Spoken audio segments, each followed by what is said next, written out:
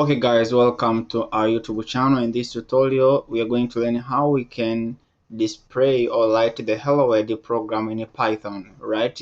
So make sure that you are in your computer you have already installed the Python, and I'm using Python version 3.7, and make sure you have Visual Studio Code installed in your computer. So here I'm going to right click, okay?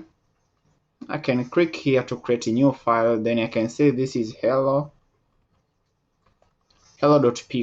Okay, then I press enter.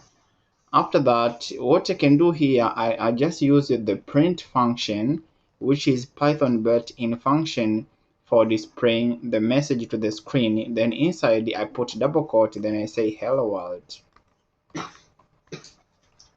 After that, I Control S to make sure the changes are saved.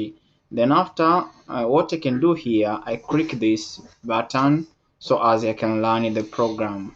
Okay, you can see here hello world. So this is how you can print the hello world in Python. I hope you have enjoyed it. Thanks, and this is the end of tutorial. Don't forget to like if this video is very exciting you. Don't forget to share, comment, and subscribe for the update of future video. Thanks, and see you in the next tutorial.